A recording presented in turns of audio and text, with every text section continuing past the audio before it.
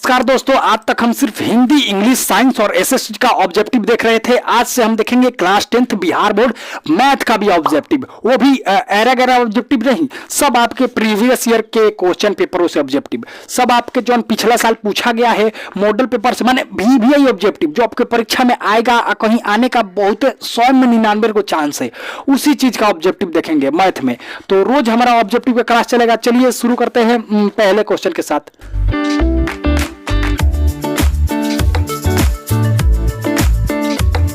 पहला क्वेश्चन हमारा बोलता है कि बताइए इनमें कौन विषम संख्या है।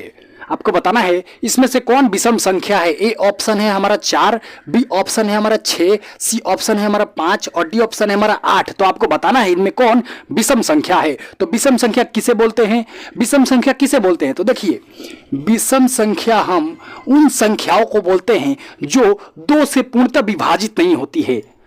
जैसे 3, अगर हम 3 में भैया 2 से भाग करेंगे तो 2 एकम 2, नीचे क्या हो जाएगा, 1 शेष बच जाएगा। इसका मतलब ये 2 से पूर्णतः विभाजित नहीं है। इसका मतलब ये जो 3 होगा ना, ये क्या होगा, विषम संख्या। अगर वहीं पे मैं 4 को 2 से भाग दूं, 4 को 2 से भाग दूं तो कितनी बार में, 2 बार में चला जाएगा। इसका मतलब ये क्या है, 4 जो है यह एक सम संख्या है। लेकिन आपसे क्वेश्चन में पूछ रहा है कि इनमें से कौन विषम संख्या है, और आप जान गए हैं विषम संख्या हम उन संख्याओं को बोलते हैं जो 2 से पूर्णतः विभाजित नहीं होते हैं। तो देखिए इसमें से कौन विषम संख्या आपको लौक रहा है। ये भैया 4 तो 2 से पूर्णतः विभाजित हो जाएगा, 6 भी हो जाएगा, लेकिन ये 5 2 से पूर्णतः विभाजित नहीं होगा। इसलिए हमारा जो ऑप्शन नंबर सी है वो बिल्कुल सही हो जाएगा। 5 एक विषम संख्या है। अब बढ़ते हैं हम क्वेश्चन नंबर 2 की ओर। क्वेश्चन नंबर 2 हमारा बोलता है कि बताइए इनमें कौन अभाज्य संख्या है। अब आपको इसमें से बताना है कौन अभाज्य संख्या है। तो रहा बात की अभाज्य संख्या हम किसे बोलते हैं, तो भैया देखिए, अभाज्य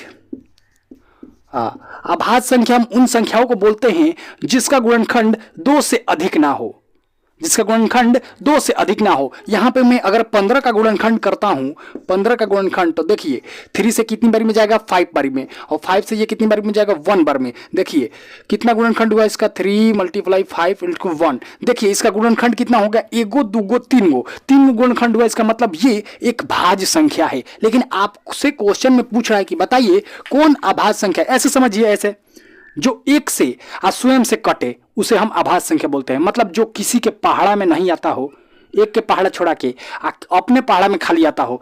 जैसे तेरे कौनों के पहाड़ा में आता है का, नहीं आता है, वो खुद के पहाड़ा में आता है। तेरे का अगर आप गुणनखंड करेंगे, 13 का गुणनखंड करेंगे तो 13 एकम 13। देखिए एगो है तो नहीं आया, कई गो गुणनखंड आया, एगो 2 गो से अधिक नहीं आया। इसका मतलब जिसका गुणनखंड 2 गो हो न, 2 से ज्यादा ना हो, वो अभाज्य संख्या है। तो देखिए इसमें से आपको बताना है इनमें कौन अभाज्य संख्या है। तो ए ऑप्शन है 18, बी ऑप्शन है 15, सी ऑप्शन है यहाँ पे सी ऑप्शन है यहाँ पे 16 और डी ऑप्शन है 19। तो आपको इसमें से बताना है कि कौन अभाज्य संख्या है।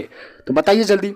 तो देखिए यहाँ पे जो हमारा 19 है ना, यह एक अभाज्य संख्या है, क्योंकि 19 एक और खुद के अलावा किसी भी पहाड़ा से या किसी भी संख्या से नहीं कटता है, इसीलिए 19 एक अभाज्य संख्या होगा। ये तो दूसरा क्वेश्चन हो गया। अब बढ़ते हैं हम तीसरे क्वेश्चन की ओर। तीसरा भी क्वेश्चन बहुत ही ज्यादा इंपॉर्टेंट है। देखिए यहाँ पे आपसे क्या पूछ रहा है कि 26 और 91 का एचसीएफ कितना होगा। आप जानते होंगे, पढ़ाया गया होगा चैप्टर 1.2 में कि गुणनखंड विधि द्वारा एचसीएफ निकाले। तो कैसे निकाला जाता है भैया, 26 और 91 का एचसीएफ निकालना है। तो देखिए पहले क्या करना पड़ेगा, इसका 26 का हमें गुणनखंड करना पड़ेगा। तो 2 से करेंगे तो कितनी बारी में लगेगा, 13 बारी में हो गया ये। अब क्या करेंगे, हम 19 का गुणनखंड करेंगे, 19 का फ्रैक्शन करेंगे तो कितना होगा, कितनी बारी में, 13 से, 13 से लगेगा कितनी बारी में, 13 × 91, 13 से 7 बारी में लग जाएगा। तो इसको हम क्या करते हैं, जब हम 26 का गुणनखंड किए तो कितना आया, 2 × 13, और जब हम 19 का गुणनखंड किए तो कितना आया, 13 × 7। और एचसीएफ निकालने के लिए क्या देखना पड़ता है, एचसीएफ निकालने के लिए क्या देखना पड़ता है, देखना पड़ता है कि दोनों में कौन सेम है, कौन में जोड़ा लग जा रहा है। तो देखिए हेदहू तेरे है, देखिए जोड़ा लग गया। इसका मतलब यदि अगर जोड़ा लग जाए उसका मतलब वही एचसीएफ होता है। ये गुणनखंड विधि से जिसका जोड़ा लग जाए वही एचसीएफ होता है। तो काची का जोड़ा लगा है तो 13 का जोड़ा लगा है, तो एचसीएफ बराबर क्या होगा, एचसीएफ बराबर क्या होगा 13। वही आपसे पूछ रहा था कि 26 और 91 का एचसीएफ कितना होगा, तो ए ऑप्शन है 25, बी ऑप्शन है 13, सी ऑप्शन है 10 और डी ऑप्शन है 20। तो जल्दी बताइए 26 और 91 का एचसीएफ कितना हो गया, तो हम निकाले कितना आया 13, इसलिए हमारा जो बी ऑप्शन है ना वो बिल्कुल सही हो जाएगा। 26 और 91 का एचसीएफ 13 होगा। अब बढ़ते हम चौथे क्वेश्चन की ओर। चौथा भी क्वेश्चन बोर्ड के हिसाब से बहुत ही ज्यादा इंपॉर्टेंट है, आपको बताना है, ऐसा ही पूछ जाता है। हाँ, और वे फालतू का नहीं है ये भैया, ये सब आपके क्वेश्चन पेपर में का थी है, क्वेश्चन है सब। क्वेश्चन पेपर में ऐसा सवाल आ चुका है आपके एग्जाम में, आ चुका है। आप कहेंगे इतना ज्यादा आसान नहीं है भैया, ये आपके क्वेश्चन में आ चुका है। बिहार बोर्ड आसान पूछता ही है। अगला साल तनी गड़बड़ा दिया था, अगला साल किताबें का बारी से पूछ दिया था, लेकिन इस साल पूछेगा भाई।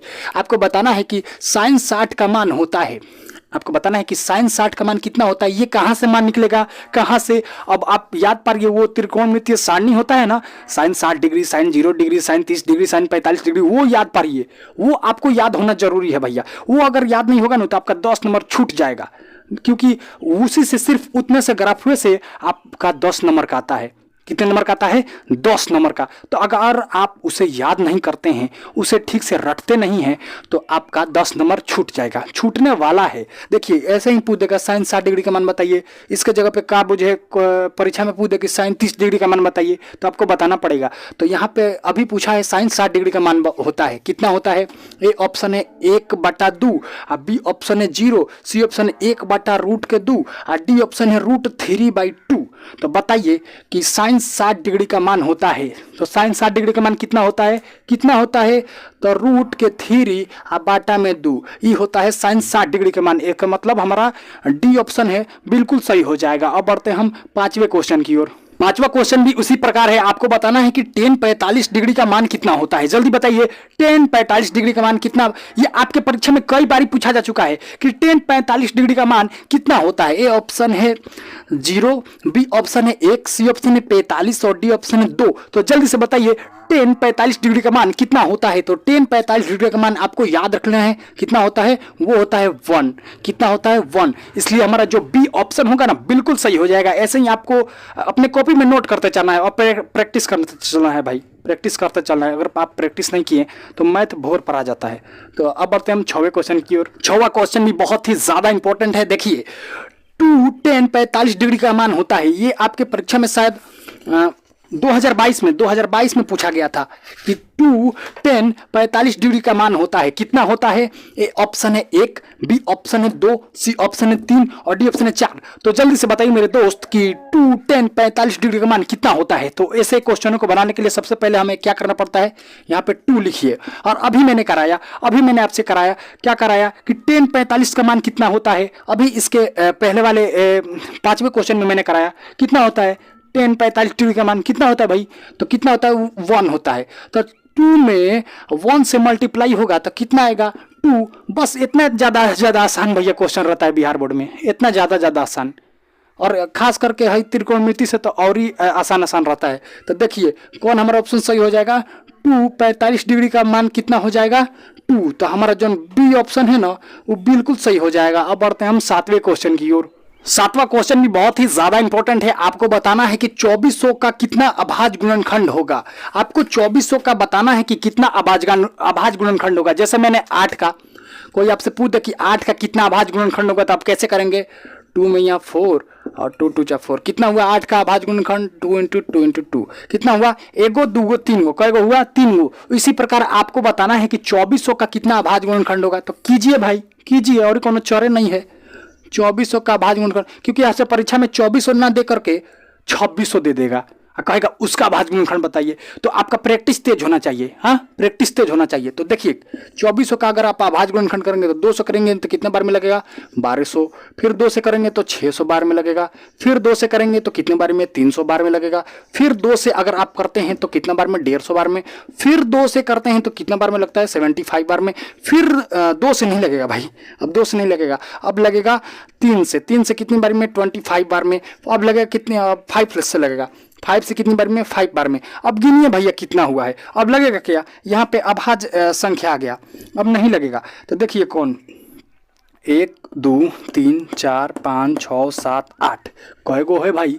तो ऑप्शन नंबर 1 है हमारा 2, ऑप्शन नंबर बी है 6, ऑप्शन नंबर सी है 8, ऑप्शन नंबर डी है 10। तो आपको बताना है 2400 का कितना अभाज्य गुणनखंड होगा। तो आप क्या कीजिएगा, आप अभाज्य गुणनखंड कर दीजिएगा और गिन दीजिएगा कय गो है। तो देखिए 1 गो, 2 गो, 3 गो, 4 गो, 5 गो, 6 गो, 7 गो, 8 गो। तो भैया 2400 का भाज्य गुणनखंड कितना होगा? 8 गो। तो जो हमारा सी ऑप्शन होगा ना वो बिल्कुल सही हो जाएगा। अब बढ़ते हैं हम 8वें क्वेश्चन की ओर।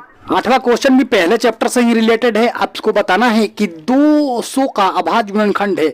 आपको बताना है कि 200 का अभाज्य गुणनखंड कितना है इसमें से। तो क्या करना पड़ेगा, 200 का पहले अभाज्य गुणनखंड कीजिए। 200 का करेंगे, 2 से करेंगे तो कई बार में? 100 बार में। फिर 2 से करेंगे तो कितना बार में? 50 बार में। फिर 2 से करेंगे तो कितना बार में? 25 बार में। फिर 5 से होगा, 5 से कितना बार में जाएगा? ये 5 से 5 बार में जाएगा। तो देखिए कितना गया? 2 गुड़े 2 गुड़े 2 गुड़े 5 गुड़े 5 ये आया। तो देखिए यहाँ पे 2 कय गो है? 1 गो, 2 गो, 3 गो। इसके ऊपर कुछ नहीं है, इसका मतलब 1 है। इसके ऊपर कुछ नहीं, इसका मतलब 1 है। इसके ऊपर कुछ नहीं है, इसका मतलब 1 है। यदि एक समान पद हो और उसका घात 1 1 हो तो घातवा जुट जाता है, अब पदवा उहे रह जाता है। तो यहाँ पे देखिए पद का है 2 2 2, एक खनी है तो 2 है रह जाएगा, इसका घात जुट जाएगा। 1 गो, 2 गो, 3 गो। तो कय गो घात है? 3 गो। कय गो 2 है? 1 गो, 2 गो, 3 गो। वैसे ही 2 गो 3 गो है। अब भाई देखिए 5 5 का गो है? 1 गो, 2 गो। तो इसके ऊपर कितना आएगा? 2। तो देखिए 2 के पावर 3 गुणे 5 के पावर 2।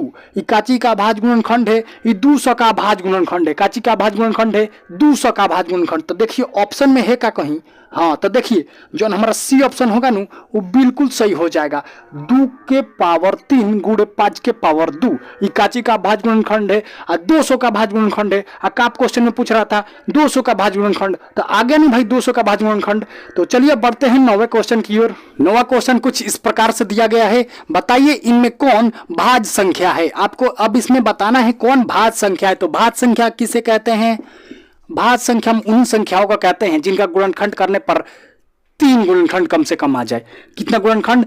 3 गुणनखंड आ जाए। और यहाँ पे देखिए तो ए ऑप्शन है हमारा 29। तो 29 का गुणनखंड कीजिए। 29 का आप गुणनखंड करेंगे तो कुछ से लगेगा का? कुछ के पहाड़ में आता है का? नहीं आता है। तो क्या समझे, जो अभाज्य संख्या होता है ना वो किसी के पहाड़े में नहीं आता है, वो खुद के पहाड़ा में आता है, खाली खुद के। तो देखिए 29 से 29 कई बार में? 1 बार में। तो इसका गुणनखंड कितना हुआ? 29 गुणा 1। देखिए कय गो है भाई? 1 गो, 2 गो। इसका गुणनखंड कय गो है? 2 गो। इसका मतलब भाई भाज्य संख्या नहीं है। कौन संख्या नहीं है? भाज्य संख्या नहीं है। अब देखिए 31 का कीजिए। 31 का कीजिए। 31 का करेंगे तो 31 से लगेगा कई बार में? 1 बार में। तो 31 गुणा 1। तो देखिए 1 गो, 2 गो, 1 रो 2 गो है। तो हाँ यो भाज्य संख्या नहीं है। अब भाज्य संख्या के लिए क्या कंडीशन होना पड़ता है? उसका कम से कम गुणनखंड 3 गो होना चाहिए। लेकिन भैया 2 2 गो गुणनखंड आ रहा है, मतलब ये हमारा भाज्य संख्या नहीं है। अब 41 का कीजिए। 41 भी भैया 41 से जाएगा 1 बार में। तो 41 गुणे 1। तो हयो भाज्य संख्या नहीं है, हयो भाज्य संख्या नहीं है। अब का बचा है? अब 15 बचा है। 15 का आप गुणनखंड कीजिए। 3 से कितनी बार में? 5 बार में। आप 5 से 5 कई बार में? 1 बार में। अब यहाँ पे देखिए 3 गुणा 5 गुणा 1, इसका तनी गुणनखंड गिनिए। 1 गो, 2 गो, 3 गो। भाज्य संख्या होने के लिए क्या होना पड़ता है? कम से कम 3 गो गुणनखंड होना चाहिए। तो 3 गुणनखंड हो गया, इसका मतलब हई हई हई हई हई भाज्य संख्या है। तो हमारा डी ऑप्शन बिल्कुल सही हो जाएगा। 15 एक भाज्य संख्या है, बाकी 29 31 41 भाज्य संख्या नहीं है। अब बढ़ते हैं हम 10वें क्वेश्चन की ओर। 10वें क्वेश्चन को आप ध्यान से देखिए। यहाँ पे आपसे बोल रहा है कि बताइए रूट 12 का परमेयीकरण गुणांक है। रूट 12 का परमेयीकरण गुणांक कितना है? तो सबसे पहले हम 12 का क्या करेंगे? अभाज्य गुणनखंड करेंगे। 12 का 2 से करेंगे तो कितना? 6 बार में। 2 से करेंगे तो कितना? 3 बार में। तो यहाँ पे देखिए कितना आया? 12 का हम क्या किए हैं? अभाज्य गुणनखंड। तो कितना आया? 2 गुणे 2 गुणे 3। लेकिन क्या लगा है भाई? रूट लगा है। तो रूट लगा दीजिए। रूट लगा है, हे पर रूट लगा है तो एक गुणनखंडों पर तो रूट लगेगा नू, तो हे ऊपर रूट लगा दीजिए। अब आपको गौर से क्या देखना है? यहाँ देखना है। हाई देखिए 2 गो 2 गो कितना? 2 गो 2 गो कितना? 4 गो। गुणे में कितना है? 3। हाई देखिए 4 काची का वर्गमूल होता है। जिसका वर्गमूल निकल जाए उसको बाहर आ जाता है। यदि किसी चीज का वर्गमूल रूट के भीतर हो तो वो बाहर आ जाता है उस संख्या में। तो देखिए 4 किसका वर्गमूल है, 4 किसका वर्गमूल है, तो 4 2 का वर्गमूल है, तो ये रूट से बाहरी आ जाएगा, काची आ जाएगा, बाहरी। तो है 4 जब रूट से बाहरी आएगा तो काची का वर्गमूल होता है 2 का, तो 2 के रूप में बाहर आएगा, 2 के रूप में बाहर आएगा। और वैसे छोड़िए, अगर देखिए एक एक खानी 2 गो संख्या हो तो बाहर आ जाता है, अब खाली एगो संख्या इसमें से बच जाता है। ओके, देखिए अब भीतरी का बच गया है 4, तो रूट से बाहरी 2 के रूप में आ गया। अब भीतरी का बच गया 3, तो क्या हो गया 3 है, देखिए रूट 12 का परमेयीकरण गुणांक हम किए तो कितना आया 2 और रूट के 3, कितना आया 2 और रूट के 3। तो देखिए यहाँ पे जो हमारा सी ऑप्शन है ना ये बिल्कुल सही हो जाएगा, बाकी है √2, √6, √3 बिल्कुल गलत हो जाएगा। अब बढ़ते हम 11वें क्वेश्चन की ओर। हमारा 11वां क्वेश्चन बोलता है कि रूट के 10 गुणे रूट के 15 बराबर है। आपको बताना है कि रूट के 10 और रूट के 15 बराबर है। तो ऐसे क्वेश्चनों को बनाने के लिए आपको क्या करना पड़ता है, भीतरे भीतरे गुणा, काची भीतरे भीतरे गुणा। तो 10 में अगर 15 से आप गुणा करेंगे, 10 में 15 से गुणा करेंगे तो कितना आएगा 150, 150, कितना आएगा 150। तो क्या है भाई, है पर रूट है दोनों पर रूट है, तो इस पे भी रूट चढ़ाइए। अब क्या करना पड़ेगा आपको, इसका गुणनखंड करना पड़ेगा, 150 का गुणनखंड। तो कीजिए भैया 150 के गुणनखंड। देखिए 2 से करेंगे तो कितने बार में, 75 बार में, फिर 2 से नहीं होगा, अब का चीज से होगा, ये 5 से होगा, 5 से कितना बार में, 15 बार में, फिर का चीज से होगा 5 से कितना बार में, 3 बार में। तो यहाँ पे देखिए, यहाँ पे आप क्या देख रहे हैं कि 150 का अगर आप अभाज्य गुणनखंड किए तो कितना आया 2 गुणे 5 गुणे 5 गुणे 3, ये आया नु। तो देखिए क्या होगा, रूट है भाई, रूट है तो रूट चढ़ेगा, ये हाइयो सब पर रूट चढ़ेगा। अब देखिए यहाँ से हाई 5 कितना 2 गो एक खानी क्या बताए थे, 2 गो एक खानी आ जाएगा तो रूट से बाहरी आ जाएगा। तो 5 जौन है ये रूट से बाहरी आ जाएगा, भीतरिया का बचा 2 गुणे 3। तो आप इतना समझदार तो होंगे, अब आप आंसर देख लिए होंगे कि क्या होगा, आप आंसर अब समझ गए होंगे। देखिए यहाँ पे 5, यहाँ 2 में 3 से गुणा कीजिएगा तो कितना आएगा, 2 में 3 से गुणा कीजिएगा तो कितना आएगा 6। तो 5 रूट के 6 कहीं ऑप्शन में है का, कहीं ऑप्शन में है तो देखिए ये बी आ रहा ऑप्शन बिल्कुल सही हो जाएगा। अब बढ़ते हैं हम 12वें क्वेश्चन की ओर। हमारा जो 12वां क्वेश्चन है वो अपने आप में बहुत ही ज्यादा खास है। आपको बताना है 0 से लेके 50 के बीच कितनी विषम संख्याएं होंगी, और विषम संख्या हम किन संख्याओं को कहते हैं, जो 2 से विभाजित नहीं होता है, जो 2 से विभाजित नहीं होता है, जैसे 3, 5, 7, 9।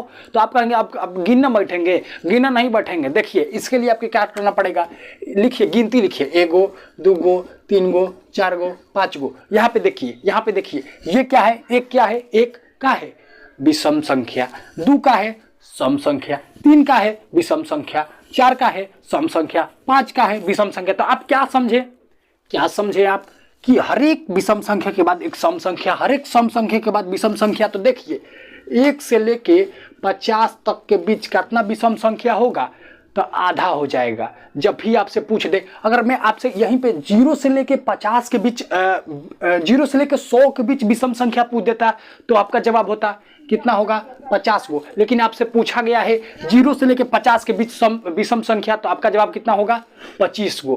कितना 25 गो। वही छोड़िए यहाँ पे देखिए, मैं आपसे अगर 0 से लेके 200 के बीच की विषम संख्या पूछ देता तो आपका जवाब क्या होता। तो जब भी पूछ दे ऐसा क्वेश्चन तो सीधे आधा कर दीजिएगा। तो 0 से लेके 200 के बीच, तो 200 के आधा कितना हो जाएगा 100, पिछिलका के आधा कर दीजिएगा, आंसर आ जाएगा। अब बढ़ते हम 13वां क्वेश्चन की ओर। 13वां क्वेश्चन भी आपके लिए बहुत ही ज्यादा इंपॉर्टेंट है। देखिए यहाँ पे यदि P और Q अभाज्य संख्या है तो उनका मसम इस HCF कितना होगा। अभाज्य संख्या, अभाज्य संख्या से आप क्या समझे, जो खुद के पहाड़ा में आता है। जैसे सपोज मान लीजिए P के जगह पे हम P को कोई अभाज्य संख्या मान लीजिए, P के जगह पे हम 7 अभाज्य संख्या मान लिए, और Q के जगह पे 13 को हम अभाज्य संख्या मान लिए, 13 को, क्योंकि 7 और 13 अभाज्य संख्या होता है। अब मसा निकालने के लिए हमें क्या करना पड़ता है, गुणनखंड करना पड़ता है। तो करिए भाई, 7 का गुणनखंड करेंगे तो 7 से कितना बार में, 1 बार में, और 13 का गुणनखंड करेंगे तो 13 कितना बार में, 1 बार में। तो देखिए 7 का गुणनखंड किए तो 7 आ गया, और 13 का गुणनखंड किए तो 13 ही आ गया। लेकिन अब क्या हो, आप जानते हैं कि HCF निकालने के लिए जोड़ा लगाना पड़ता है। तो देखिए दोनों में जोड़े नहीं लग रहा है, तो इसका मतलब HCF 0 होगा। आप कहेंगे HCF 0 होगा, आप अगर बी ऑप्शन पर टिक लगा देंगे तो आपका गलत हो जाएगा। यदि कभी जोड़ा ना लगे तो यहाँ पे देखिए 7 में अगर मैं 1 से गुणा कर दूं तो कितना लिखा है, 7 गुणा 1, 7 नु लिखा है। यदि 13 में मैं 1 से गुणा कर दूं तो कितना लिखा है, 13 गुणा 1 13 ही नु लिखा है। तो है 7 13 के तो गुणा नहीं हो, जोड़ा नहीं लग रहा है, लेकिन है 1 1 के तो जोड़ा लग जा रहा है नु, 1 1 के जोड़ा लग जा रहा है नु। तो HCF का हो जाएगा हमारा 1। मान लीजिए मैं यहाँ पे अगर आप कहेंगे कि 7 13 क्यों लिए, आप यहाँ पे 19 का है ना लिए, 19। कोई भी अभाज्य संख्या है, 2 अगर कोई भी अभाज्य संख्या है और उसका आपसे पूछ दे कि मसा कितना होगा, तो आपका जवाब होगा 1। वो चाहे 29 अभाज्य संख्या हो या 23 हो या 13 हो या 17 हो या 7 हो।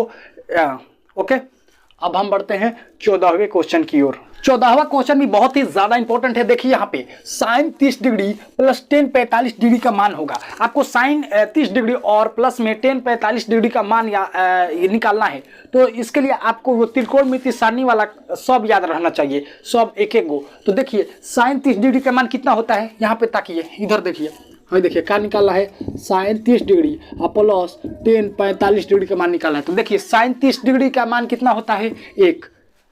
कहाँ से आया, कहाँ से आया, ये आया त्रिकोणमितीय सारणी से, ट्रिगोमेट्रिक टेबल से। अब यहाँ पे देखिए प्लस टेन 45 डिग्री का मान कितना होता है, टेन 45 डिग्री का मान कितना होता है भैया, 1 होता है। तो देखिए एगो एगो कईगो हो जाएगा, 2 गो। ऑप्शन में देखिए ए ऑप्शन है हमारा 0, बी ऑप्शन है 1, सी ऑप्शन है 3 और डी ऑप्शन है 4। तो आपका जवाब क्या होगा, क्या होगा, साइन 30 प्लस टेन 45 डिग्री का मान कितना होगा, तो आपका जवाब होगा 2। बढ़ते हैं हम 15वें क्वेश्चन की ओर। 15वें क्वेश्चन में आपको बताना है कि इनमें कौन अपरिमेय संख्या है। अपरिमेय संख्या माने जो रूट से बाहर आ जाए उसे हम अपरिमेय संख्या बोलते हैं। तो यहाँ पे देखिए अगर किसी चीज का वर्गमूल निकले ना तो वो रूट से बाहर आ जाता है। तो देखिए यहाँ पे ये जो 49 का वर्ग वो क्या होता है, 7। 49 किसका वर्ग होता है, 7 का। 7 का वर्गमूल कितना होता है, 49। तो ये रूट से बाहर ही आएगा तो 7 के रूप में आएगा।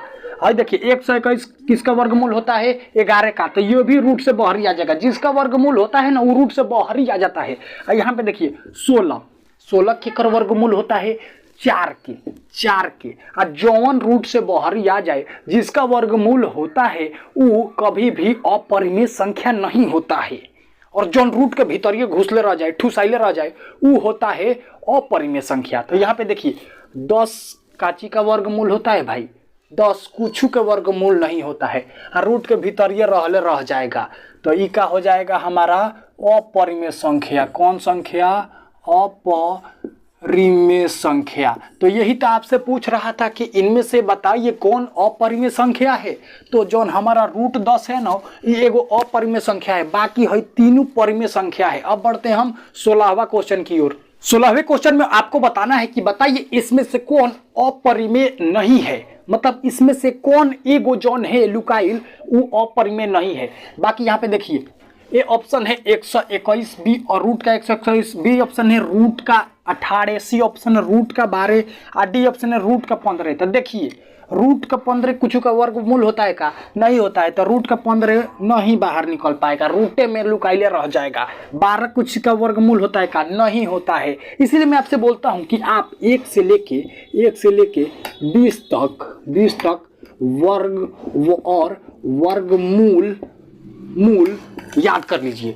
अगर आप 1 से लेके 20 तक का सारा, जैसे 4 का 16 होता है, 8 का 64 होता है, 9 का 81 होता है, ऐसे अगर आप याद कर लिए ना 1 से 20 तक तो 2 नंबर पक्का कन्फर्म हो जाएगा, पक्का कन्फर्म हो जाएगा। तो देखिए यहाँ पे रूट 18 का वर्गमूल होता है का, रूट 18 कुछ का वर्गमूल होता है का, नहीं होता है। तो ये भी नहीं निकलेगा। यहाँ पे देखिए रूट 121 याद पारिए, रूट 121 किसका वर्गमूल होता है। तो रूट 121 किसका वर्गमूल होता है, 11 का। किसका, 11 का। तो भैया जिसका वर्गमूल निकल जाए वो रूट से बाहर ही आ जाता है। और जैसे ही रूट से बाहर ही आएगा वो हो जाएगा परिमेय संख्या। इसमें आपसे क्या पूछ रहा है कि बताइए इनमें कौन परिमेय संख्या नहीं है। नहीं है मतलब परिमेय होगा। तो कौन नहीं है, तो जौन रूट 121 है ना ये परिमेय संख्या नहीं है, अपरिमेय संख्या नहीं है। तो हमारा ये ऑप्शन बिल्कुल सही हो जाएगा। अब बढ़ते हैं हम 17वां क्वेश्चन की ओर। 17वां क्वेश्चन आपको बताना है कि बताइए इसमें से कौन सबसे छोटी भाज्य संख्या है। ए ऑप्शन है 1, बी ऑप्शन है 2, सी ऑप्शन है 3, डी ऑप्शन है 4। तो आपको बताना है मेरे दोस्त कि बताइए इसमें से कौन सबसे छोटी अभाज्य संख्या है। तो देखिए सबसे छोटी अभाज्य संख्या वो होता है कौन होता है? सबसे छोटी जो अभाज्य संख्या होता है वो होता है 2। क्या होता है? 2। देखिए 2 का अगर आप गुणनखंड करेंगे तो 2 एकम 2, 2 एकम 2, एकर कय गो गुणनखंड आया? एक 2 गुण आया। लेकिन भैया भाज्य कहलाने के लिए कितना हो? वैसे तो 3 भी अभाज्य संख्या होता है, लेकिन बात हुई है सबसे छोटी, तो 3 के पहले 2 आता है, तो सबसे छोट कौन होगा? 2 होगा। तो 2 भैया हमारा सबसे छोट अभाज्य संख्या हो जाएगा। यहीं आपसे पूछ दे कि सबसे छोटी भाज्य संख्या है, सबसे छोटी अभाज्य संख्या है, तो आप क्या कहेंगे? ये क्वेश्चन नंबर 28 डाल लीजिए।